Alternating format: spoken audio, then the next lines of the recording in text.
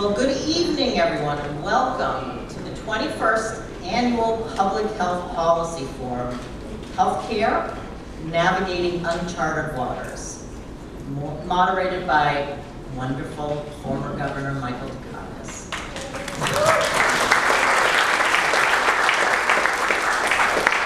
This event is presented by the Friends of Brookline Public Health and Brookline Adult and Community Education. It's co-sponsored by the Brookline Department of Public Health, the Brookline Council on Aging, the Office of Diversity, Inclusion, and Community Relations, the League of Women Voters of Brookline, Brookline Commission for Women, and the Brookline Department of Veterans Services. My name is Cheryl Lefman. I'm the co-president of the Friends of Brookline Public Health. And in a moment, I will introduce you to our new co-president, Dr. Larry Madoff. But first, here's just a short little summary about what the Friends of Brookline Public Health is. The Friends of Brookline Public Health was formed in 1999 by Jacques Carter, Dr. Jacques Carter, who was the former chair of the Brookline Advisory Council on Public Health, and former director of Brookline Public Health, Dr. Alan Balsam. And the goals of the organization are to build a constituency and advocate for public health at the local level, educate the community about public health, secure grants and other monies, and provide seed funding for worthy local public health projects.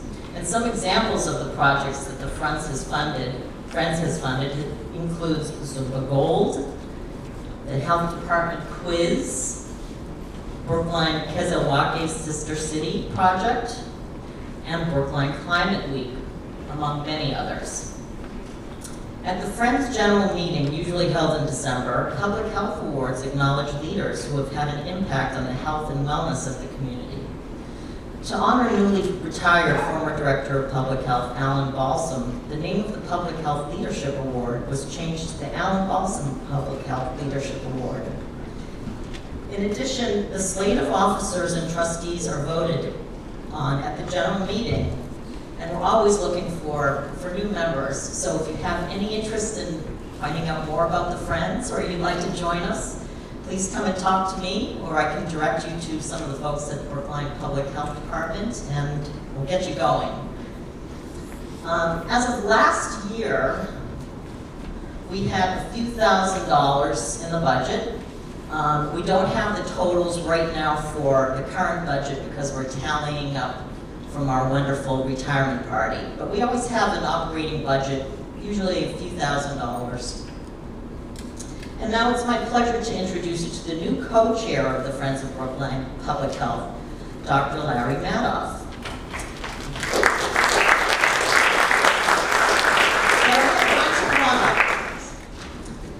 Dr. Larry Madoff is an infectious disease physician specializing in the epidemiology of emerging pathogens, bacterial pathogenesis, did I get that right? And international health. He is professor of medicine at the University of Massachusetts Medical School and lecturer on medicine at Harvard Medical School. Dr. Madoff serves as director of epidemiology and immunization and deputy state epidemiologist for the Mass Department of Public Health. Thank you. It's a pleasure, and it's a pleasure to step into this role. I've been a Brookline resident since the year before my daughter was born, which is how I can remember how long, 24 years now. And it's really a pleasure to be a part of this community. My first job tonight is to introduce you to our new Director of Health and Human Services for Brookline, Dr. Swani Jett. So please join me in welcoming him.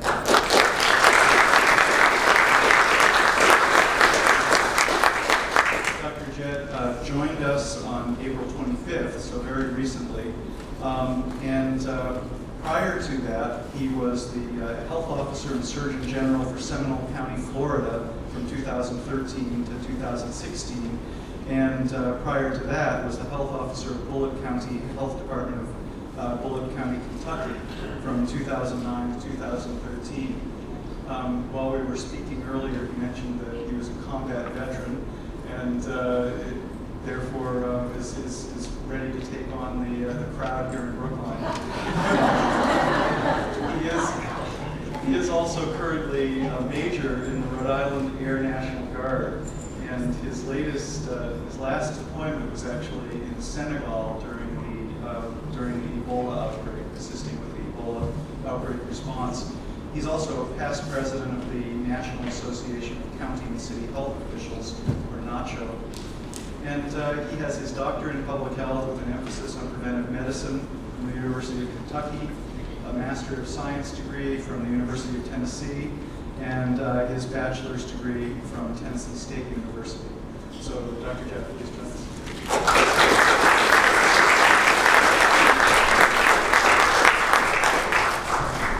Good evening.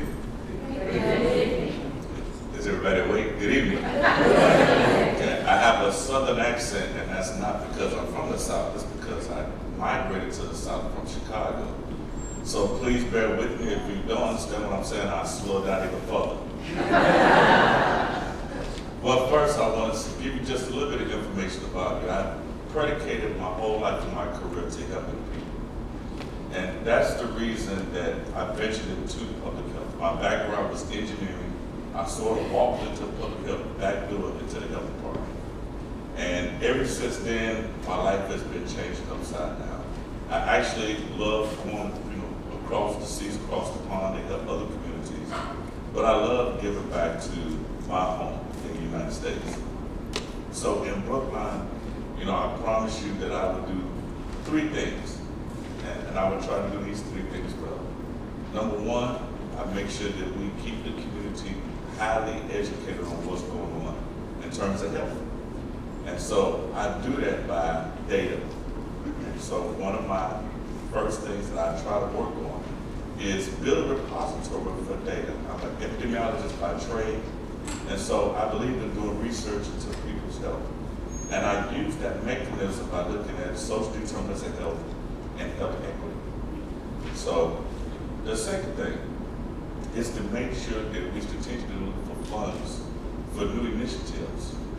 And so my third aspect of how to do this, I'm always thinking of innovative ways and how to do public health different. And necessarily, in order to be a healthy community, it's not driven by just the health department. It's actually by working with community partners, which we have many. And also by building up the health department and those community partners over time. So that's what I look to bring to the community, to raise the level of what we've already done and to follow the legacy that Dr. Boston has left for 20 plus years. So thank you, and I appreciate you coming out tonight.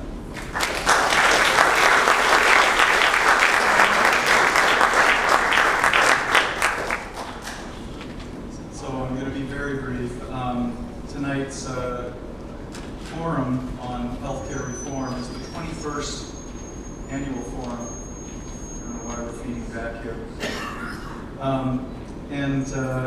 It couldn't be more timely. Literally, we're on the cusp of hearing the latest iteration of attempts to repeal the Affordable Care Act, which expected this week. We'll see what happens. I have to say that when we started this process of developing this forum for tonight, I really didn't think we would still have the ACA in effect. So it still is, and we'll see. And the title of the forum was Navigating Uncharted Waters, and it really remains quite uncharted. And we have a very distinguished panel here tonight who hopefully will enlighten us and who will be the springboard for an interesting discussion of what is to come. But I think the short answer is no. It's also my pleasure to introduce the moderator of tonight's forum, who has been doing this every year for 21 years, former Governor Michael Dukakis. And he asked me to keep it short, and I will. And he really doesn't need much of an introduction here. He was born in Brookline and lives in Brookline, and started his career here as a town meeting member, and then was governor of Massachusetts during 2 administrations, one starting in '74 and another beginning in '83. And then, of course, ran for president on a Democratic ticket in 1988. And he has the wisdom to be a distinguished professor of political science at Northeastern, and also the wisdom to flee Massachusetts during the winter to act as a professor at the School of Public Health at UCLA. And I'm going to turn the platform over to Governor Dukakis, who will introduce the panel. Thanks, Ken.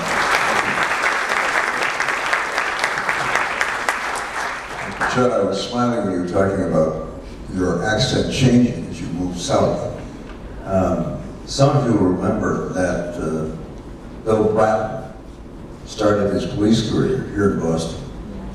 Got a little frustrated when he was in the Boston Police Department. He was a very ambitious young guy. He wasn't moving up. And the then commissioner wasn't a bad fellow, but somehow he was threatened by Bratton's ambition. And at the time, we had a terrible law enforcement problem at the T. And I don't have to tell you, if the word goes out that your transit system is unsafe, you're in very bad shape. So I managed to persuade Bratton to leave his job as assistant commissioner. He was only 32 at the time. He'd come over and take over what at that time was a 60-officer police department at the T. And he worked for us for 6 years. After he straightened out the T, he sent him over to the Metropolitan Police, he straightened them out. And as you know, he was then recruited by Rudy Giuliani to come to New York to be the commissioner.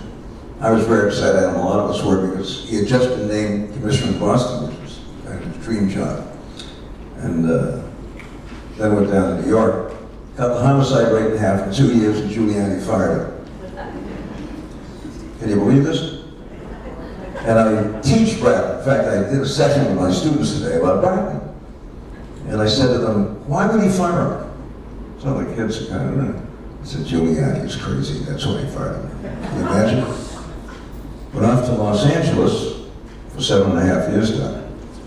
It really transformed police-community relations in Los Angeles. I mean, the difference since Bratton is just dramatic.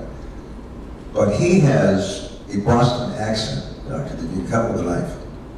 And his first deputy down there was a guy named Jim McDonald from Brookline, who went to St. Anselm's, majored in criminal justice. At that time, we just passed Proposition 2.5. Not only were we hiring police officers, we were laying them off, so he decided to apply for a job in Los Angeles, with the Los Angeles Police Department. Jim went out there, got it, and he was the number 2 guy. So the top 2 folks in the Los Angeles Police Department were both Bostonians. And McDonald had a Boston accent, every bit as thick as Bratton's. And I got together with them, we had lunch, and I said, look, you guys are terrific. And they were, and they are. But I said, nobody can understand you here. You really need a simultaneous translator, and I'll be happy to be your interpreter. So we had an interesting thing. This is our 21st session, folks, talking about this subject. And in point of fact, we've been debating healthcare in the United States for over 100 years. Because in 1912, a guy named Teddy Roosevelt, running on the Bull Moose ticket as a third-party candidate, first proposed universal health care in the United States of America. And we've been debating this thing ever since. So, while I love this forum, I'm not sure I agree with the title, Uncharted Waters. We've been working on this for a long time. We still don't seem to come to a conclusion. I think a lot of us thought finally, after the passage of the Affordable Care Act, that notwithstanding some objections, that we'd finally go ahead and do everything we could to make that the very best healthcare system we could, and here we are now, thanks to the presidential election. And a crazy electoral college system, which somebody who wins by 3-minute votes doesn't get elected. I hope one of these days we're going to change that, no matter who's running. Because in point of fact, if John Kerry had gotten 60,000 more votes in Ohio, he would have won, even though Bush took the popular vote by 3 million. Equally unacceptable. In any event, here we are, kind of operating in the dark, because nobody will tell us what's going on in the Senate.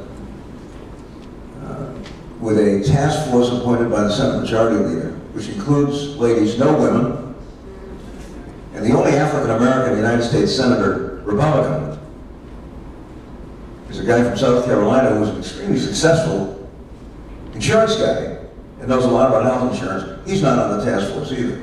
This is a Republican. And we're now told that within the next day or two, they're going to spring something on us. And nobody knows what it is. There will be no hearings. There will be no testimony. There will be no debate.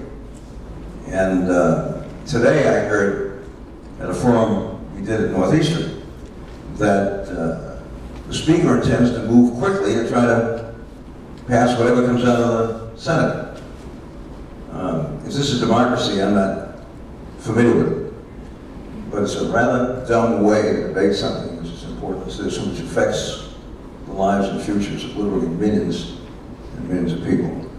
Once again, we're blessed with a terrific panel here. You have their background and so on, so I'm not going to introduce them to great length, except to say it's great to have you all. My neighbor, Commissioner of Public Health, John Kingsdale, who taught me and most of us everything we know about healthcare, and knows a lot about those exchanges, because he's the guy that created it here in Massachusetts. And Doctor, welcome. You're new to these sessions, but it's great to have you. Now, I think rather than have you popping up and down, Monica, I'm going to start with you, and I don't see any reason why you can't sit and talk to us. And then pass, just sit if you want, and then pass the microphone to John, and then he will pass it. Thank you so much. Commissioner of Public Health and resident of the town of Brookline. Thanks, everyone, and wonderful to be here with this esteemed group, including the members of the audience. I was coming over thinking what a beautiful evening it is, so lovely to see a room full of people to talk about this really important topic. I was trying to remember when I'm from New York, and I'm trying to remember when I first lived in Brooklyn. I think it was 1995, I'm not sure, but been here a long time and proud to be raising my children in this wonderful environment. So great to be here with you. So we're talking here today about these uncharted waters. But what I want to do for my part is to talk for a little bit about the calm waters around Massachusetts. And so I'm going to focus a little bit on Massachusetts and the state and just give you my view, given some of the experiences that I've had. So this is a public health forum, and I'm really glad that at a public health forum, we're talking about healthcare. Because I can tell you, a lot of us understand healthcare. Probably everyone in the room has had to use healthcare at some point. But there is one of the issues that I see that I really want us to think about together is the artificial divide that exists between healthcare and public health. It's really an artificial divide, and you've probably heard the term that we don't have a healthcare system, we have a disease system. And when you think about the role, and you know, I've worked for 20 years in and around Boston and elsewhere in the healthcare system, mostly with our most vulnerable neighbors, and have learned a great deal from that. But what we provide in our healthcare system is really disease-focused. And what all of us want when we think about health is an opportunity to live outside of the healthcare system. And in order to do that, we really need to make a better connection between public health, which is really focused on our populations, and the healthcare system. And so for me, that's one of the most important things in my role at the Department of Public Health, having lived in both worlds, to really look at where those two intersect, which is really, to me, the sweet spot of health, which increases all of our opportunities for health, all of our opportunities, and is an area where we can really work to decrease the cost of healthcare. Yes, by promoting health, we can decrease the cost of healthcare and actually improve the quality of health for individuals who need it most. So that, for me, that's a really important role that I have at the Department of Public Health. I just want to make sure, when I went to the Massachusetts Department of Public Health, I had been working with them externally as an advocate, as a healthcare provider for many years. But I want to tell you a little bit about what we do at the department to frame what I'm talking about, because I didn't really understand the vast array of services that are provided through departments of public health, both locally here with our local public health partners. There's 351 here in Massachusetts. and at the state level. And really the job of the State Department of Health is to monitor and to do disease surveillance and to regulate our healthcare system, including the quality of healthcare provided, and then to really promote, educate, and provide prevention work. And our overall mission is to really allow opportunities for health for all individuals in Massachusetts. And that goal of providing overall opportunities for health is what brought me to the Department of Public Health. It's really this core belief that all of us have, that we should all have equal opportunities to make healthy choices for ourselves. So as we think about that in this context, I want to tell you that the Massachusetts Department of Public Health is actually well funded by our state. Some states have, if you can believe it, their state departments of public health have no funding from the state. So when they think about the federal picture, it's really different how they think about it. In Massachusetts, about 60% of our budget comes from the state, and the rest is from federal dollars or grants and other opportunities. And as we think about Massachusetts, I also, if you're not aware, want you to know that public health is really prioritized as a general principle among us all. And I think the way that we all think about public health has really led to Massachusetts being almost always ranked as one of the top states for health. So for example, we were just ranked the second healthiest state in the union, only beat by Hawaii. And who's going to beat Hawaii? Right, Governor? So when you think about that, the reason I raise that is because if you think about how we got there because of a lot of individuals, many of you here in the room today, thinking and really thinking about smart health policy and enacting smart health policy that promotes health for all. And in combination to that, also having access to healthcare that is world-class, high quality. When you put the two of those together, it really allows for superb health opportunities. I also want to point out that a really important part for me of the work we do here in Massachusetts is although we're the second healthiest state, we still in Massachusetts, in Brookline, all across Massachusetts, have pockets of individuals who don't have access to those opportunities. And the health inequities that we see across Massachusetts are something that we as a Department of Public Health are really focusing on so we can target our resources to those individuals who need them the most. Now, when we are talking about health and health overall, one of the things that we've done here in Massachusetts, and sometimes when we're here, we don't realize it as opposed to when we go out and look at the state externally and talk to folks across the country, is that here in Massachusetts, we have decided as a group value, regardless of politics, I wish healthcare could come out of politics, because we all know the right thing to do, right? It's just about being able to do it.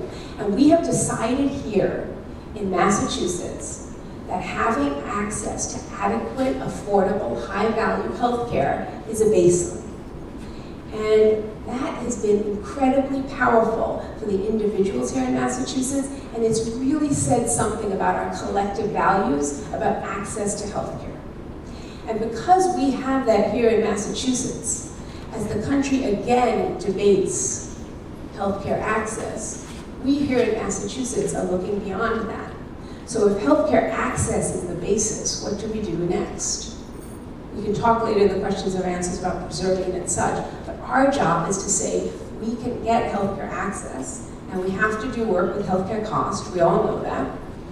And I want you to think about the fact that in order to decrease healthcare costs, we have to do a better job at connecting better our clinical components of our work with our community-based components, and that's that linkage between healthcare and public health.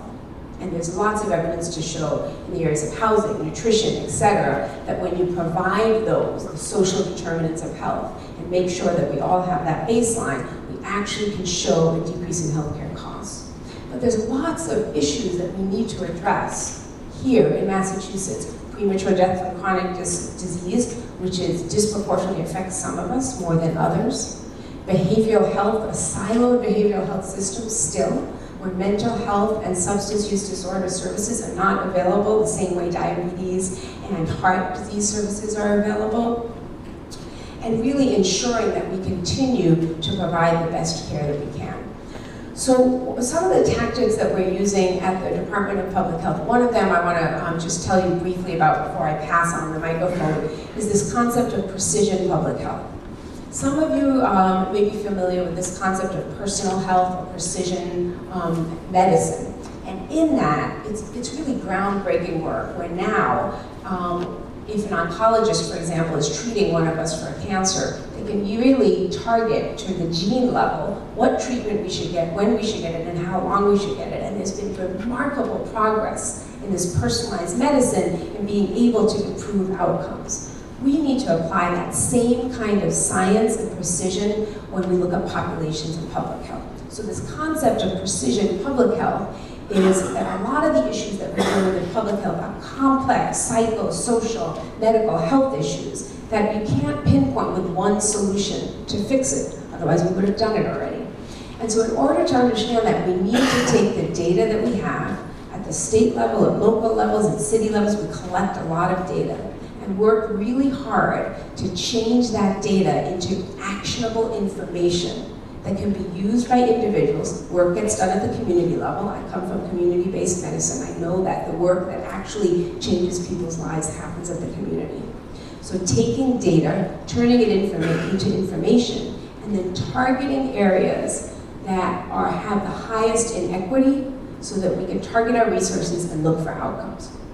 So just to give you a quick example before I pass it on, in the area of the opiate epidemic, I hope everybody in the room knows about this unfortunate opiate epidemic that we're in the middle of. And we are, and I can talk during the question and answers if anyone wants to hear more about what we're doing at the state level. But one of the tools that we're using is this precision public health tool, where we, for the first time in Massachusetts, are taking data across multiple different state agencies and within the Department of Public Health, and putting it together, changing that data into information, which is then informing our health policies. And we've really made multiple health policies based on information that we never had before. Just to give you a quick example, in our first iteration of this data, and it's all available on our website, and I can leave that with you, we found that individuals leaving departments of correction had a 56 times higher rate of death than the general population, 56 times higher. And that was especially true in the first month after release. And we have used that data for the first time to talk with our criminal justice colleagues in a different way about looking at substance use disorder as the medical disease that it is, and not as the crime piece, and shifting the way that they're beginning to think about opportunities for treatment, warm handoffs, etc. So just one example of taking data, putting it together, turning it into information, and using it to enhance health policy. So before I hand it over, just to say that we have a lot of work here to do in Massachusetts. We've led the way in many things. There's an opportunity for us to continue to lead the way and show what we all value collectively about health. Thank you.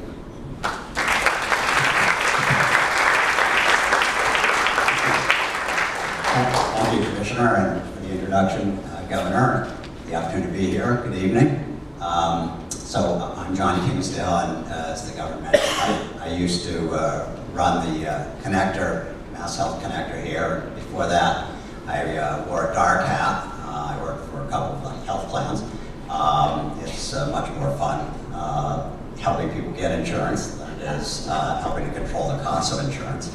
I just want to echo something that that you said, Commissioner, about how lucky we are, fortunate to be here in Massachusetts. Not only is this a very generous state in terms of what we provide to people, but from the consulting that I've done around the country in the implementation of the Affordable Care Act over the last 6 years, I am struck by the degree of civility and political discourse with people actually listening to each other and finding ways to compromise. There aren't a lot of states where a Republican governor and a Democratic legislature can work as well as they do here and still maintain some core support for very important public health and access programs.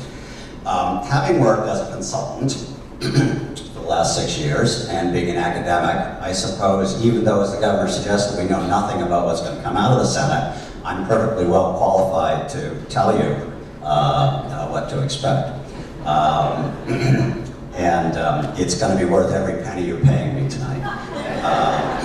So we don't really know, but supposedly in the next day or two, some people in the Senate and maybe the public will get to look at something that's supposed to be pretty close to the American Health Care Act that came out of the House. In fact, the latest speculation that I heard was that it's supposed to be close enough that unfortunately the House is not expected to conference with the Senate, which normally takes another month or two in the game of delay, which is what the opponents of, what the supporters of the ACA are trying to do now. But actually that the House might simply vote the Senate version.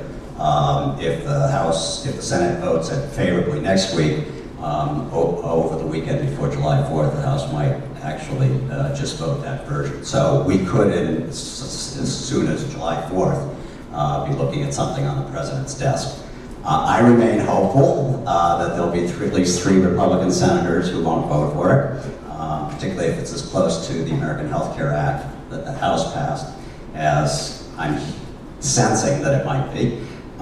If it is anything like that, it's really not health reform in any sense of the word. It's basically a huge tax cut going primarily to the wealthy, and it's there in large part to help fund the tax cut that'll be grease the skid, so to speak, for so-called tax reform, which is the next big legislative agenda item for the Republicans. So this is pretty critical, obviously. It's health access for 20 million people, or maybe even 24 million, ultimately. Now I want to say, and that's all old news, so now I want to say something provocative. There are literally dozens and dozens of good models out there in the world for covering the residents of a country and giving them access to health care. You could have a national health service, as in Great Britain. You could have Medicare for all, as in Canada. You could have a competitive system with exchanges, as in Switzerland. You could have high deductible, account-based health insurance that's government subsidized, as in Singapore. You know, there's many, many different models. I, for one, would be very happy with Medicare for all. So I'll put that on the table for all the liberals on the table. You can now, remember, we can now applaud. But we've got the ACA, and I do think it's worth defending. And here's where the controversial part comes. If you strip out the absolute core key thing in the Republican plan, which is the huge defunding in order to give a tax cut to the wealthy, there's actually a lot of good things in the American Health Care Act, because the ACA does need, we have taken the most convoluted healthcare financing system on God's green earth and made it 5 times more complicated through the ACA. Nobody really understands it. And there are some key elements of the HCA that would actually simplify it. So again, if you don't strip out the $800 billion, leave that in, there are actually some interesting reforms that would help. One of the things that we clearly is not working with the ACA, with the Affordable Care Act, is we've only insured about 20 million additional people. So we haven't even reached the 32 million that was the original goal, to reduce the uninsured by 32. And it turns out it's really, really difficult to get people, especially young people, and I can remember back 150 years ago when I fit that category, and health insurance was about 198th on my list of priorities. It's really, really difficult to get them to buy insurance. This is a 12-month forward, 150-page contract that no insurance executive has ever read. You know that little box you check off when you get an update on your software, and you say you agree to that? And of course, nobody in this room has ever read those. Well, guess what? The insurance executives have never even read their 150-page explanation of benefits. So it's complicated. it's controversial, it's personal, it's intangible, and even people who only pay $50 a month think that's expensive, even though it costs like $500 a month to provide it. So it's really difficult to sell this stuff, and we just haven't done a good job at selling it. And frankly, it's not one of the competitive advantages of the public sector to sell insurance. So one of the things the AHCA would do would allow private entrepreneurs and private exchanges to sell insurance, and they probably do a pretty darn good job of it. What we really need to do with the ACA is have a basic insurance plan that's free. Free is the single most powerful word in American marketing and sales. America leads the world in knowing how to market and sell things. If we had a free plan that at least covered basic insurance, and there are some Republican proposals out there, we might go to 30 or 40 million newly enrolled. So there's a lot of changes we need. We need to, if we work with the ACA, we need to simplify it. We need to have something much more consumer-friendly than an individual mandate, which is the single most unpopular piece of it. We need somehow to make some basic level of coverage free.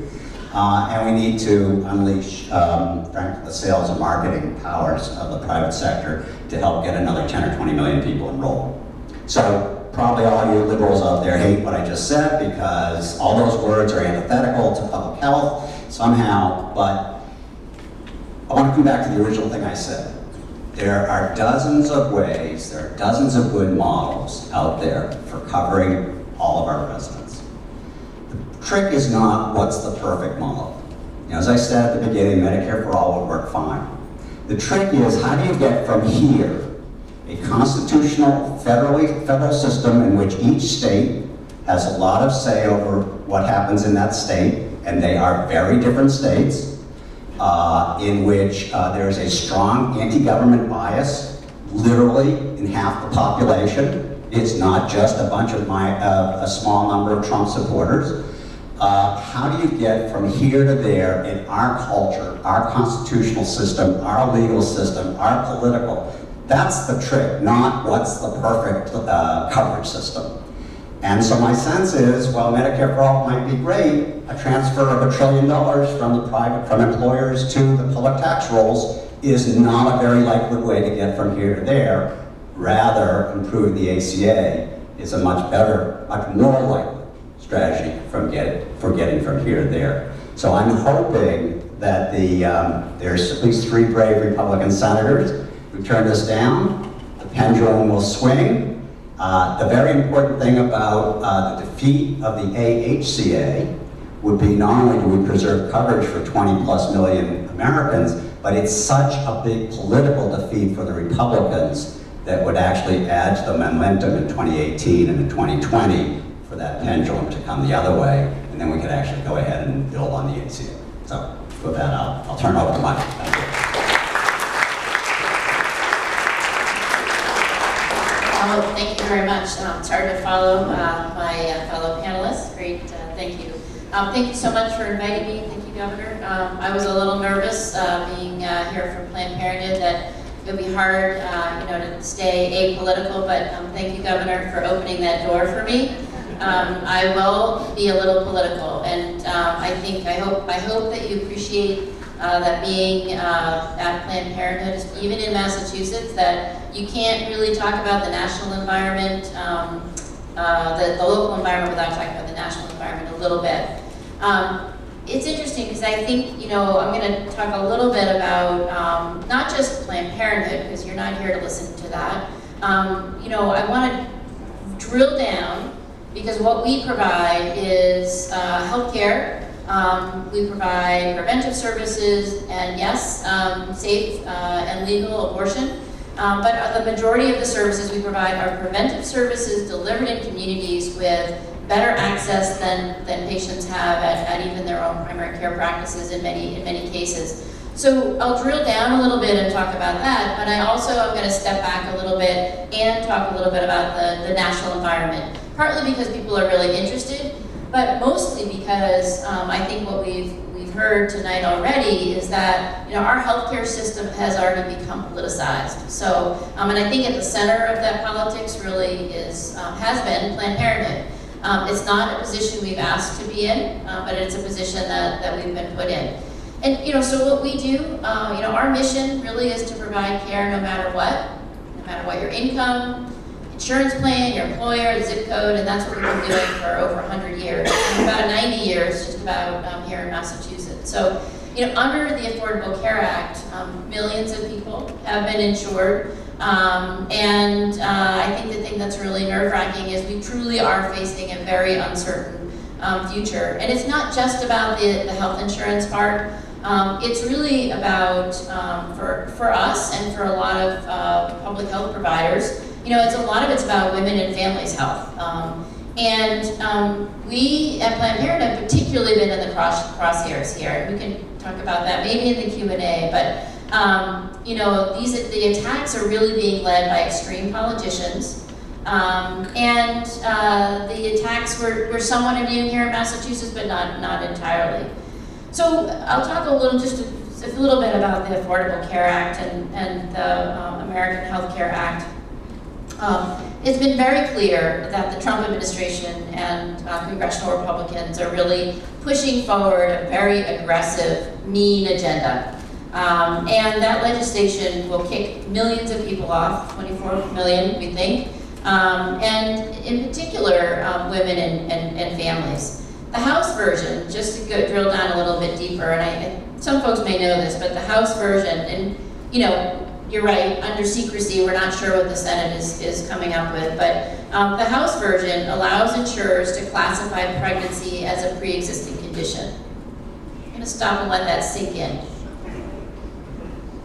It is unbelievable to me that in this country, that there are states where in fact, pregnancy has been considered a pre-existing condition and has caused women to pay much more for their insurance.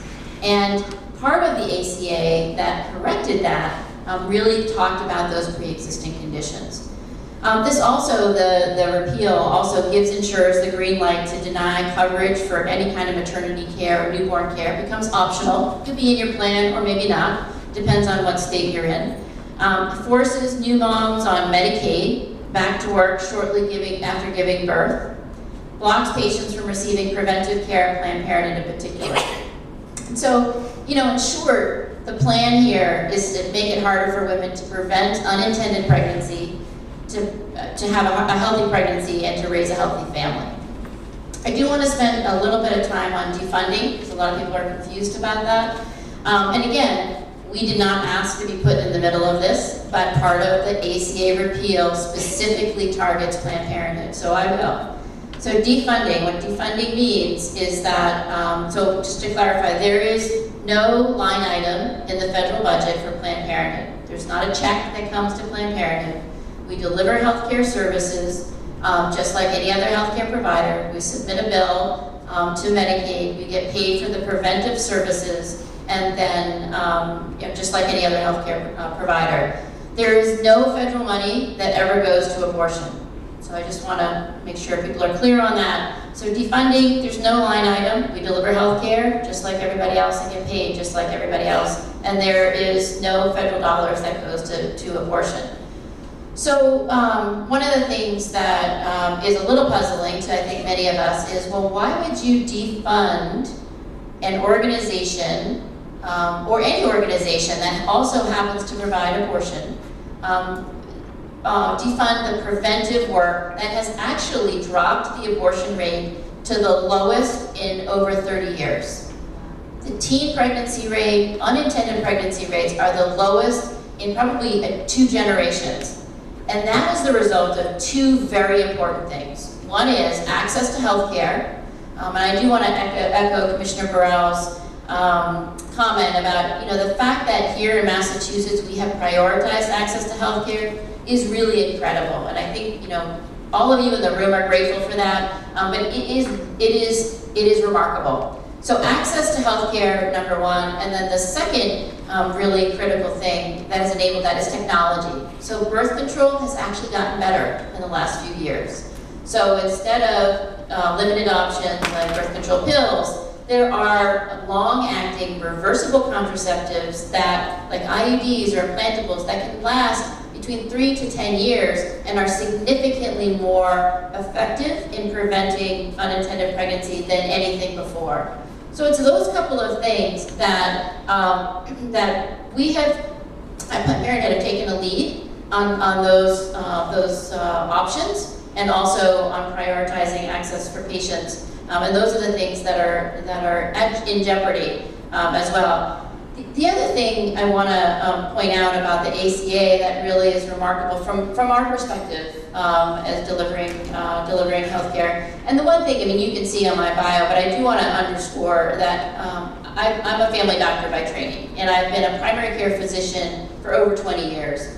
And I have definitely seen the difference between pre-Romney Care here in Massachusetts, Romney Care, and then the ACA. And the ability to access healthcare has gotten better over those years. And so it really is critical. But one of the things that's been a big change for sexual and reproductive health under the ACA is that birth control was actually classified under the preventive care services. So I know it sounds a little bit like a no-brainer, but a lot of times medications and things like birth control have been classified under a pharmacy benefit as opposed to being a preventive service. And so the fact that birth control falls under the bucket of preventive services means that it's available under the ACA without a copay and without a deductible. And so again, the common theme here is access. It doesn't seem like $1 or $5 or $20 a month should be a barrier to people to pick up their pills, but it is. And I've seen it happen. I've seen people cut their pills in half, skip a pill pack, and we all know what happens when that happens. So the ability to access the best technology without a copay and without a financial burden is a really incredible change that's all been part of the ACA.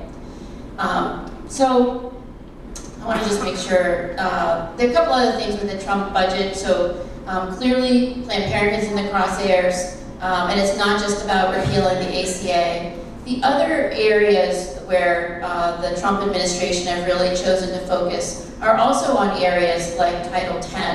So Title X is a program for low-income women and families to have access to free or very low-cost birth control and preventive services. It's been in place since President Nixon, so it's been very effective for a very long time. And again, another part of that access. And what we're seeing currently is attacks on that program and attacks on through the budget, the proposed budget, on things like international health, so international access to family planning, and even things like education. So one of the things that we do a lot of is prevention education and sex education in schools with parents, and because obviously prevention is really what we're all about, and information.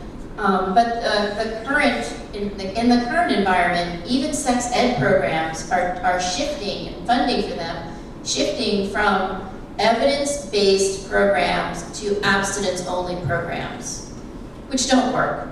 So there's a number of different ways that access to sexual and reproductive health and access to basic preventive care is under attack.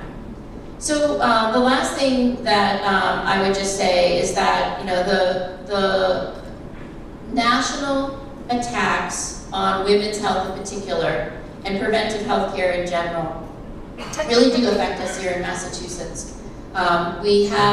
It does feel like we have a bubble, and I am so grateful to be in Massachusetts. I think we probably all are. And it was incredibly heartwarming to have our Republican governor step up publicly and say, if patients who choose to go to Planned Parenthood for their preventive care get boxed out of the ACA, that Massachusetts will continue to make sure that those patients can choose where they want to go to get their care.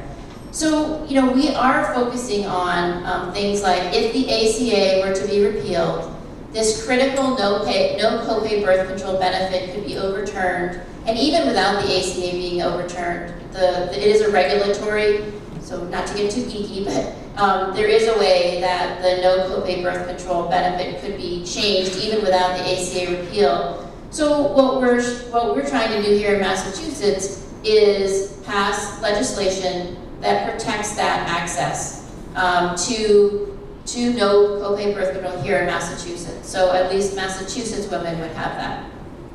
So I'm gonna end here because I think the Q&A is always the most fun and most interesting part. But you know, we are seeing an unprecedented attack on healthcare in general, on preventive care, on public health, on women's health, on LGBTQ, on anybody who is on the margin of society. And I cannot emphasize enough Commissioner Burrell's comments earlier that public health is healthcare. And what we do see in Massachusetts is we've made a lot of progress, but the disparities among communities is still tremendous. So there's still a lot of work to be done.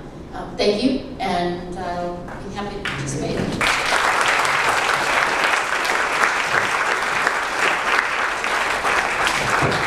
Thank you all very much. We've really got a terrific trio here.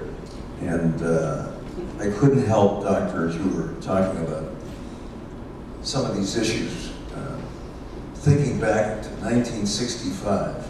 Were you alive in 65? I was. Barely. Monica, were you alive in 63? I was the state legislator representing Brooklyn who filed the bill to decriminalize birth control in Massachusetts. I don't say that, I don't need any applause. And it was because of a great doctor and professor of medicine, obstetrics and gynecology at Harvard Medical School, named Duncan Reed, who lived in Brookline on Monmouth Court. He walked into my office one day and said, I want you to file this bill. And I looked it over and paused a little bit, because at that time, folks, filing that bill was considered very, very risky politically. And my secretary at my law firm was a young woman named Sheila Sullivan, Irish Catholic. And after Dr. Reed left, I said, Sheila, come on in here. I said, take a look at this. Should I sponsor the bill? She looked it over for about 5 minutes and said, of course you should. She now has 5 kids. But interesting, folks. And there was a battle and a half over that bill because it had been defeated regularly in the past. But Richard Cardinal Cushing, to his great credit, stopped, paused, listened, and finally said, look, I have my views, my church has its views, but we're not going to seek to impose them on others. And the bill passed.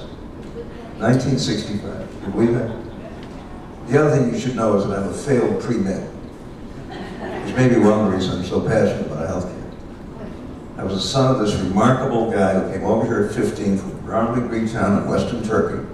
Couldn't speak the language, didn't have a nickel in his pocket, and 12 years later graduated from Harvard Medical School in 1924. How he did it, I have no idea. Lived in a room at 26 Bowker Street, 4 blocks from where Kitty and I have spent 54 years, as of yesterday, in wedded bliss. And used to walk over to the Harvard Medical School, worked at a Child's restaurant. You guys don't know about Child's restaurant except the old folks here. Remember the Child's?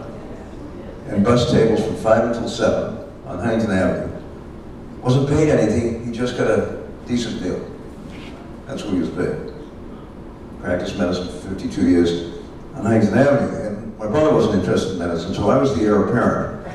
And I went off to this place called Swarthmore College, Pennsylvania. I'd never been out of New England. You know, in those days you didn't jump on a plane and go places. And went down there and graduated from Swarthmore in 1955 and was quite active politically. And 6 weeks later, I was down at the Fargo building being sworn into the United States Army. We had a draft in those days. and with a motley group of 30 others, got on a train and went down to Fort Dix, New Jersey for our first 8 weeks of basic training. And 3 days after I got there, folks, I had what passed for a personnel interview. Another draftee who was a personnel specialist. And it usually lasted about 5 minutes, and then these guys decided what you do for the next 2 years, except this guy had a file on me. I'm this Greek kid from Boston. He's got a file on me with every single political activity I had ever engaged in this whole time. What do you think of that? Fortunately, he didn't recommend me for another than honorable discharge, which they were doing to some of these draftees. And he sent me to career instead, which was okay. 10 years later, we discovered that the FBI had a tap on the Swarthmore College switchboard and was recording every single telephone conversation. Because in those days, obviously no iPhones, no cell phones, no phones in the room, every phone call had to go through that switchboard.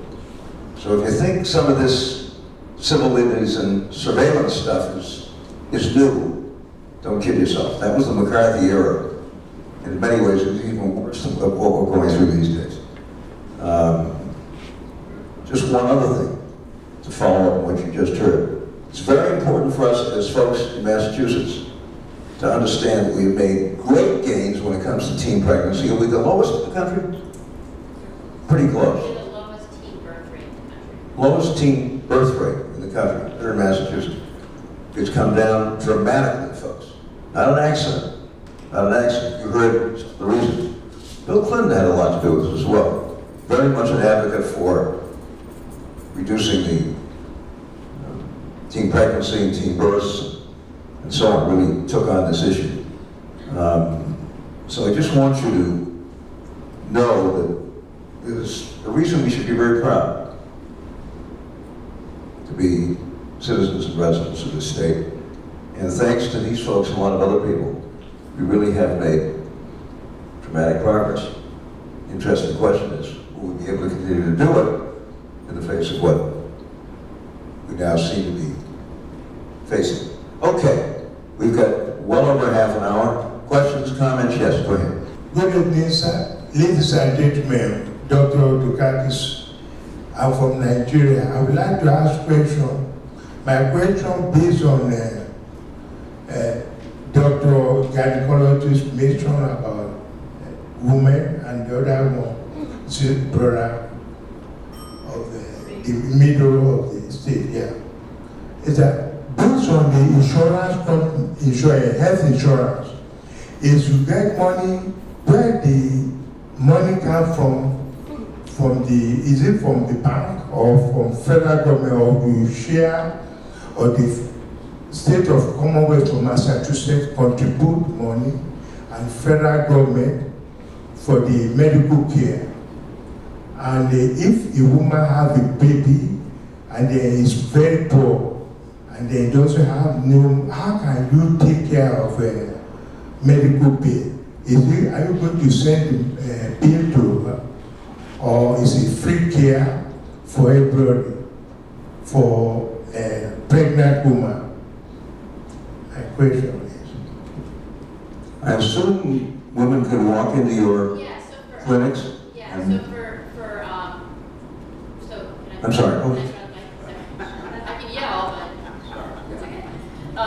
So for us, we are a health center that accepts commercial insurance, the Medicaid or state insurance, but we also provide health care through sliding scale or free services if they fall under one of the grants that are the Title X grant for family planning. So, but I think you're asking a broader question about, about people who have families who then, need coverage and what happens. And I'm going to turn it over to the experts here. But certainly, I think one of the things that's really different about Massachusetts, especially now, is that 97, 98% of residents in Massachusetts have some sort of insurance. And so the coverage has broadened, and it has made access to care, especially for mothers and children, much better. But I'm going to give the experts a chance. Okay, I'll take a crack at how do we pay for health insurance and health care generally, if that's your question. We typically have public programs such as Medicare for seniors and Medicaid for low-income categories of people like moms and children. And in this state, actually any adult who doesn't have insurance who's below a certain income level. But that covers about half of the cost of medical care in the United States, and the other half is through private, mostly employer-sponsored, or a little bit individually purchased insurance. But the sort of larger philosophical question is, so who really bears the cost of all this? Because we live in by far the most expensive medical economy in the world. I mean, like twice as expensive per capita as most of the other well-developed countries, economically developed countries.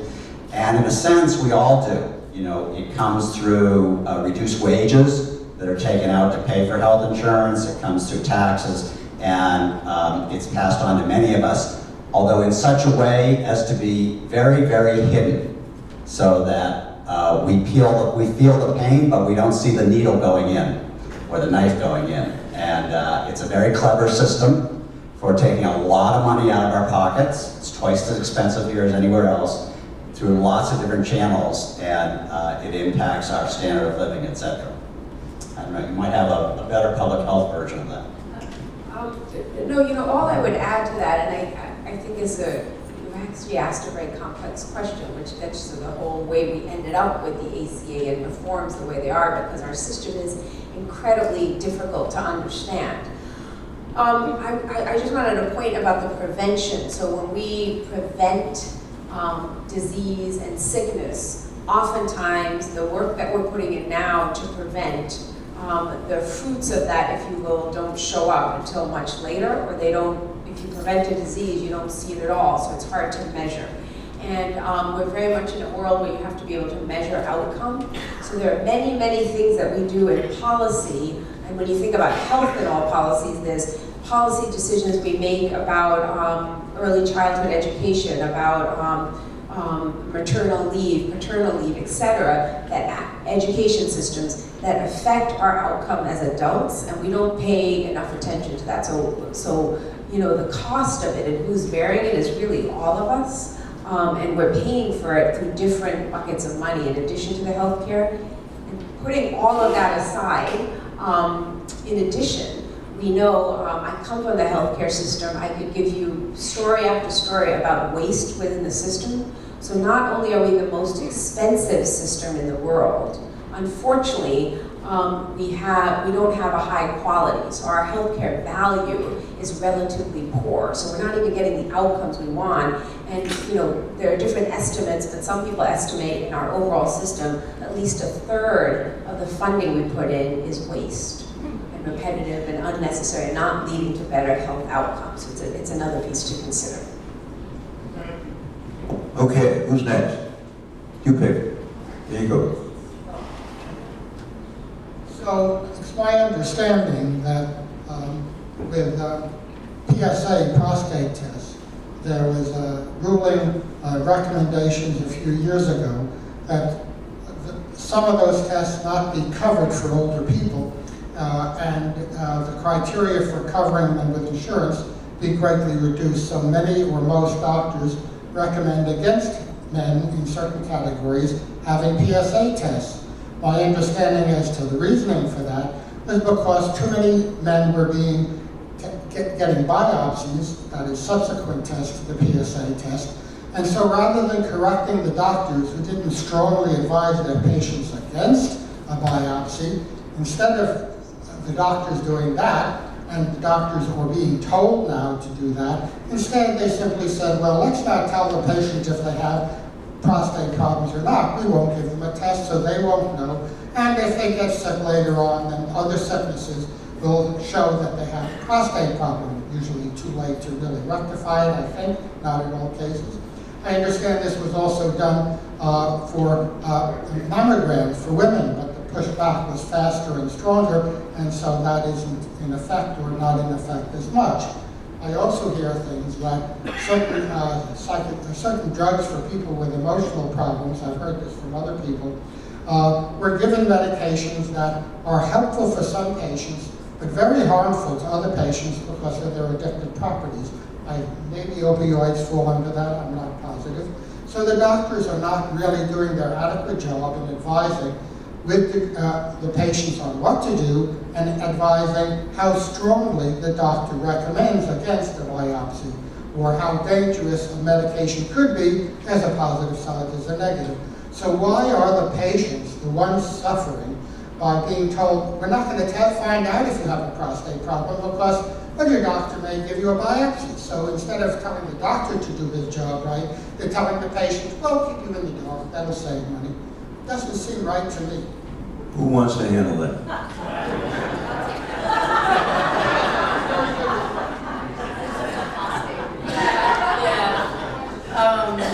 So I'm going to put on my primary care physician hat for a little bit, but wow. You have touched on something that is incredibly important, I think, to all of us, but I think all of us in the healthcare field in particular. Medicine is science, but it's also art. And there is a lot of great research that talks about the odds of this, the odds of that, in a population-based way, which is important when we're talking about spending resources on healthcare globally. But when you're the N=1 person, it doesn't feel good to be told, well, the studies show that, man in your age category doesn't need to have a PSA. So let me just finish, which is that, I think one of the antidotes to that is also having a really good caring relationship, trusting relationship with a good primary care physician. So that you can have this debate and you can look at the literature together and make an informed decision together. So it's not one side telling the other. Now you touch on something else I think which is really important, which is this idea of having to control costs and insurance companies having to draw the line somewhere as to what services are quote unquote allowed or not. And that, that's difficult. So I'm not endorsing that, but it is a reality that I think as patients, you have an advocacy voice to speak up and to circle back with the employer who buys the plan or with the insurance company. Why is onus put on the patient and looked in a generalized way rather than saying the doctor must advise the patient against a biopsy, but just to let the patient know that they don't have an issue here, or let the patient know we should check twice. So every year, on a routine physical, my doctor, who happens to be female, explains to me the literature on PSA testing, asks me if I want to test, and every year I say no. So your experience may be different. I must say this, and I'm not being a wise guy, for those of us who have had the biopsy, it's not something you want to do every other week. If you need it, you gotta get it. But it's not a wonderful experience, I can tell you, right? And I may be headed for another one shortly, so what can I tell you? Who's next? Yes, we have. Yeah. I have a couple of questions. Can I make it just one, because we a lot of people want to. Yeah, it'll take me 5 minutes, or less. My Pick question. one of them and give us that question. Well, my question is, I think care is much better when it comes to general physician, but access to anything else other than a GP, it's not there. Being hit by a car, there's no access or cure for osteoarthritis. No access, no cure. There's no cure for pelvic floor because of a hernia or past trauma. There's no cure, there's no access there. And the third thing is, I'm on the resident advisory board, and I want to know how healthy is it when I know that bed bugs exist, and they're hitching a ride on people, and it's a fight between the landlord and the tenant. So how is that healthy? And the third third thing is, when the ages of epidemics are undergraduates, at the party school, BU, why aren't they paying for it? Because they've caused lots of trouble. Thank you. Can somebody interpret that for me? Do we have a nugget here? Yeah. Thank you for being here today. I think one of the things that you're touching on is the importance of some, even, healthcare access, as I mentioned when I was talking, is really the baseline, right? So it's not, you don't get healthcare access and then everything's fine. There's a wonderful relationship with the doctor. Every disease has a cure. That's the entry point, right? There's no So access to clinical trials either. you build the door to the house, right? Then you have to build the rest of the house. So it's an entry point. And you also point out that, there aren't cures, unfortunately, to every disease yet. And so, the investments that we need to make in continuing the medical science and trying to find this is really critical too. And I spoke to someone recently about clinical trials, and a lot of people are thinking about how to open opportunities to that more, because you're right, it's not always as easy to get into them as it should be. Who's next? Yes, go ahead. For the middle class, the Affordable Care Act was neither affordable nor practical. They weren't allowed to keep their existing coverage. A number of the mandates were politically motivated, very marginal, and for people with pre-existing conditions, the middle class ended up paying not only for legitimate pre-existing conditions, but since there was very little marginal cost, the middle class ended up paying for what I would call low margin, let's try anything since somebody else is paying for this. We've been very critical of the Republicans tonight. What would you people do to improve the affordability of the people that are paying for it, that are not being subsidized with the Affordable Care Act, which is not so affordable? John, you want to try that? Well, there's some truth in your criticisms, although the existing coverage thing is mostly a Trojan, a red herring. Most of the coverages that were canceled were very substandard.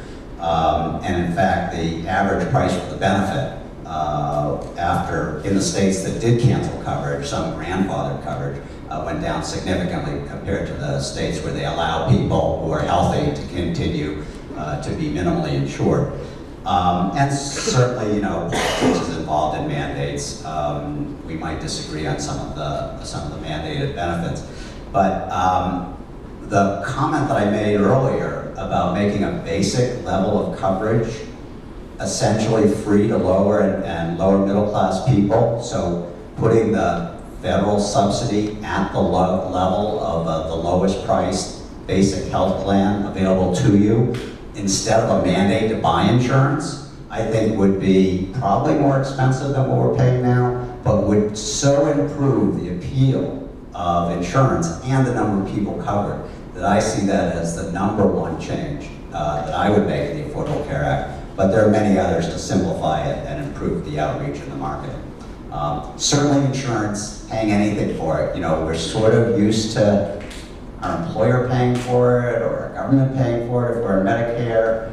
And I think we don't appreciate just how incredibly expensive it is. And when we even pay part of it with partial subsidies, we tend to resent the amount that we're paying. So, that's part of the reality. I think we should acknowledge that and have some basic level of free coverage. Just to sort of get the last thing that you didn't answer, where the people with pre-existing conditions on the ability to pay for legitimate health improving things, but there's no cost, there's some very marginal things here that are costing the system a lot. How would you deal with that? Can you give us an example of that? When in Japan a number of years ago, they just said we're going to pay for catastrophic coverage, people with cancer started taking treatments which had very little probability of success but were costing millions of dollars. So the Japanese system had to step back from their catastrophic care because the availability of no cost, with some 1/10 of 100% of having a positive effect, caused people to use it because it was other people's money.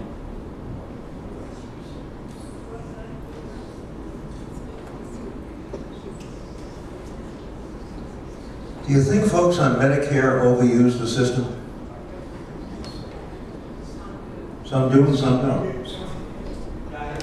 But I don't think Medicare is afflicted with an epidemic of overuse, is it? Or am I missing something? There's overuse and underuse. There's overuse, there's underuse. But I think generally, Medicare is a pretty good value. The administrative cost of Medicare is a tiny fraction of the administrative cost of private health insurance. And I think on the whole, Medicare has been a great success. Don't you think? And by the way, it's not free.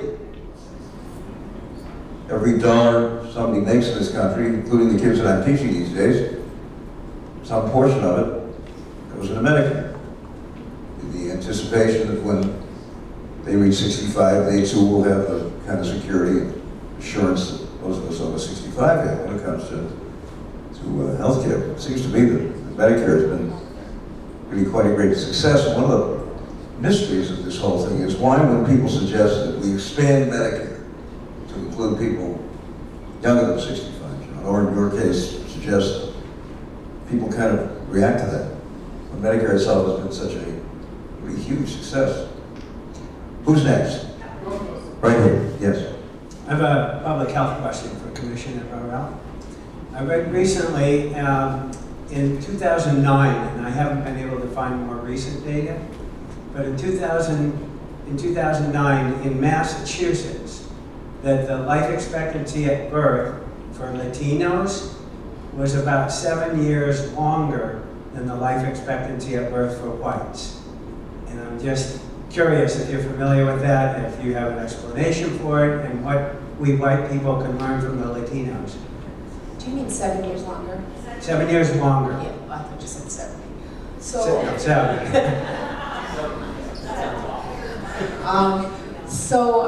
I'm not familiar with the exact numbers you're looking at. I'll make a general comment, which is, life expectancy has been interesting to look at recently because we have seen for the first time with the current opioid epidemic nationally, we don't have the numbers yet, within Massachusetts, that the white male life expectancy is actually going down. The inequities in life expectancy, though, for the majority of diseases, there's still the morbidity, so the sickness and death related to most illnesses is still the greater burden is in Blacks and Latinos. But one particular area that may be changing the overall number is related to opiates. When we look at the Massachusetts data, if you're interested in specific Massachusetts data, if you go to mass.gov/stop addiction, all of the data that we compile is there, as well as resources, if anyone needs resources for a family member or community member. And in that, you'll see that the highest number of deaths in Massachusetts last year, we had over 2,000 deaths related to opiates. We haven't seen this rate of increase in Massachusetts or nationally since the beginning of the HIV epidemic, if you remember that. So it's really profound what we're seeing right now. And the highest total number of deaths are in young white males from that 25 to 44 age group.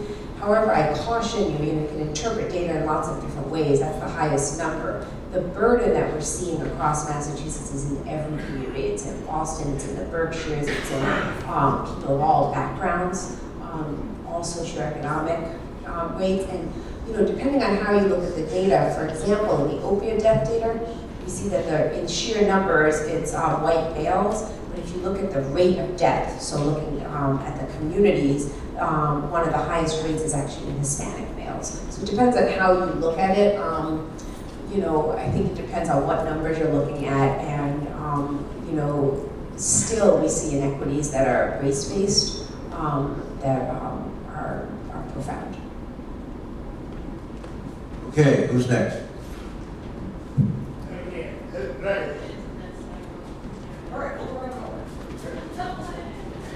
Notice I'm avoiding making the decision. I'd like to ask the gentleman on the panel, what are the good aspects of the provision that the Republicans are expected to announce tomorrow? Does it include capitalism or free market forces? And is there any limit on the amount of money Aetna and those companies can make? All right. You all heard that question. Is there anything good about what's about to come out of the Senate? Okay, so I hope you remember my caveat, which is that the basic idea of what's coming out is a huge defunding of healthcare and in order to fund a tax cut for wealthy people. So that's definitely not good, and that's really the essence of the legislation they're proposing. However, to answer your question, there are some changes with the paltry amounts of money they have left, which are totally insufficient, that the House bill, I don't know what the Senate will have, that are address some real problems with the Affordable Care Act. I'll give you one example among many. The Affordable Care Act has an economist perfectly graduated set of progressive subsidies, so that if you're modified adjusted gross income, and I'm sure you all know what your modified adjusted gross income was last year, let alone what it will be next year. If your modified adjusted gross income varies by $1, your subsidy will vary. So we've created something with 1,000 steps that nobody can predict what their subsidy would be if they're lower income and getting a subsidy to buy health insurance premium. What AHCA, the House of Representatives bill, would do is it says basically there's 1 or 2 steps so that people can actually know in advance how much subsidy they will get, and so they can know in advance if they're shopping for insurance what it will actually cost them. Now, I think 1 or 2 steps is too small, but 10,000 steps making it impossible to predict what your real cost will be is way too many. So that's an example of simplifying what is a good idea in theory, but absolutely confuses every consumer who tries to use it, simplifying it. And that's one of a number of simplifications in the House bill. Well, here's a simplification. You get a $2,000 subsidy if you're under a certain age. If you're older, they want to help the older people, so they're going to give them $4,000. Insufficient dollars. Ridiculous. Can't be considered. Right. No, I agree with you. What I'm talking to you about is one of the market forces, because they believe in free enterprise, and they think that a person can go out and make his best deal time to get the insurance coverage. Is that in the bill, or what is your opinion on that? Is what in the bill? Sorry? That people can go out and shop Yes. and determine whether they want a Cadillac or Ford. No. Well, that's in the ACA as well, and I actually do believe a certain amount of choice is relevant and is helpful. You know, if I was somebody, yeah, certain amount, yeah. Well, you know, there's all sorts of standards in the Affordable Care Act. It has to.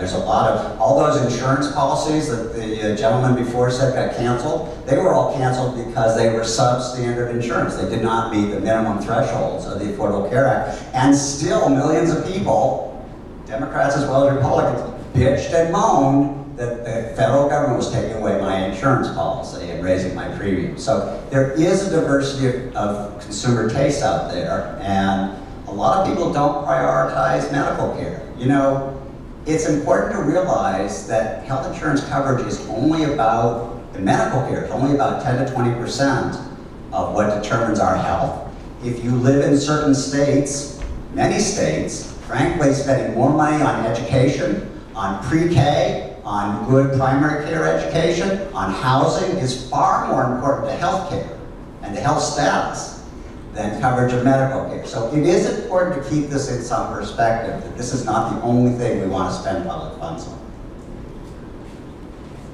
Okay, who's next? Yes, ma'am.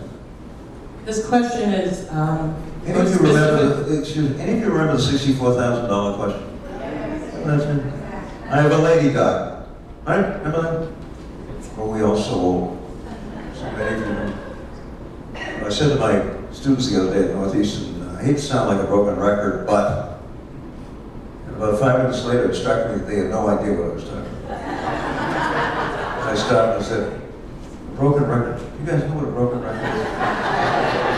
And out of about 35 students, a kid said, it's something that goes around and around. I'm sorry, yes, go ahead. This question is specifically for the Commissioner, related to the intersection of health and healthcare and access to care. Can you touch upon efforts to increase health literacy statewide? It's an excellent point.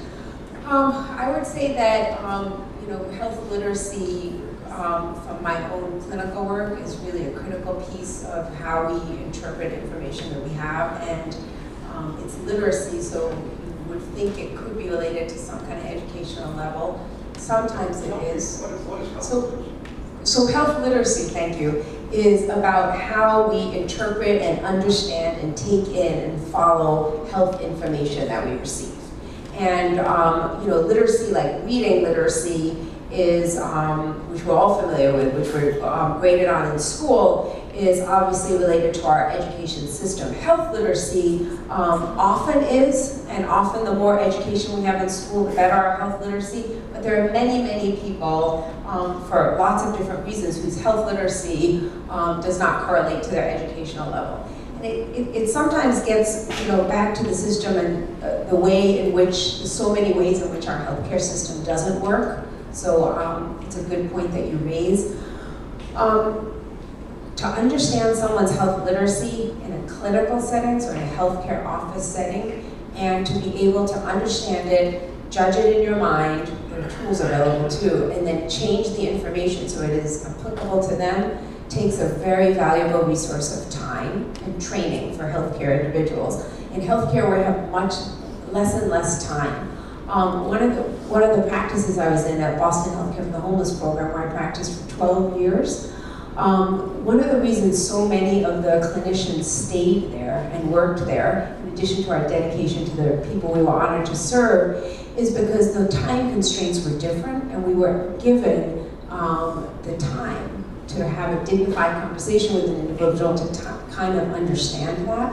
There's a lot happening in healthcare to try to get to that issue around, team-based care and other ways. From a public health point of view, we do not have a specific campaign around health literacy, but I will say that I spoke earlier about the community clinical linkage, and a lot of our community programs are all about education, promoting, understanding health literacy, and understanding how to fit that into different cultural contexts. So if you're dealing with, a young individual, how to interpret their understanding of health and then educate in that versus an elder, et cetera. And that's a lot of the baseline work we do in terms of health literacy. It's a key part. Again, it gets to the point of it's not just about having healthcare access. It's then how do we understand how to appropriately use that healthcare access. I still felt too many times, so we have access in Massachusetts, too many times when I was doing my clinical work, when I closed the door and I was seeing someone who wanted to know if they needed antibiotics for their cold, what I was actually treating was social isolation or loneliness or some other symptom that wasn't best treated in that exam room. So you really ask a deeper question. I do want to say something I forgot to say earlier from the national, the national view. The ACA, it's not much talked about because relative to the healthcare dollars, it's not a lot, but it matters a lot to those of us in public health. The ACA has a Prevention of Public Health Trust Fund. A lot of the money that used to be at the CDC and other federal organizations that does disease surveillance, prevention, promotion work for chronic disease surveillance, and a lot of places where this kind of health literacy would happen sits in that. So it's a fund that's extremely vulnerable because relative to the healthcare dollars, it's not as much, people aren't talking about it as much, but we've been doing a lot of advocacy at the federal level because it really matters for public health funding. Folks, getting very close to 8:30. I think we have time for one more question, if there is one. Right here. Great. Here you go. This is for the Commissioner. In the Globe in the last week or so, we've had quite a few stories about several scandals that make me want to ask you about the swiftness of the regulatory bite when your department does regulation. Of course, I'm referring not only to the fact that apparently prisoners in Norfolk have had a problem for years with regard to the water supply they drink, And the other scandal I'm thinking of, I think, is about the Arbor Company's nursing home facilities that have been repeatedly failing inspections. This, I believe Arbor has one branch in Brookline. This is another scandal that has gone on for years, and I'm wondering about, again, what I would term the slowness of the regulatory bite. So thanks for your question. Luckily, I believe, not luckily at all. The phew moment is that I believe the places you're talking about are regulated either by the DOC prison system or Department of Environmental Protection related to water, or the Arbor, which is regulated by my colleagues in the Department of Mental Health, so not specifically related to the Department of Public Health. However, I will comment to say that you know, in the last 2.5 years, we have undergone a mandatory regulatory review process, and I can only speak for the Department of Public Health, but we have gone through our over 165 different regulations and done some really important work in modernizing, streamlining, and consolidating to make them easier and more accessible to use, as well as specifically in nursing homes. We've put several new programs into place using some federal funding to do some proactive checks of nursing homes, and I'm happy to talk to you offline on that. So it is something we're very aware of and working hard to improve. Thank you. And Arbor is very much involved in mental health, isn't it? Isn't that its principle? Yeah, it's licensed by the Department of Mental Health. Yeah. The other one, I guess, goes way, way back in terms of the inmates at Norfolk. Once again, folks, we've had a terrific evening, I think, and I want to say a huge thank you on behalf of all of us for this really great panel. Lucky to have you.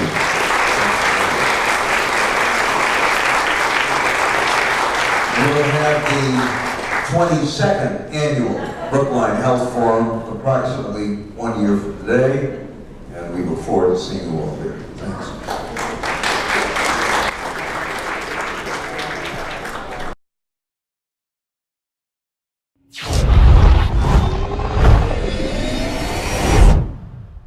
Thank you.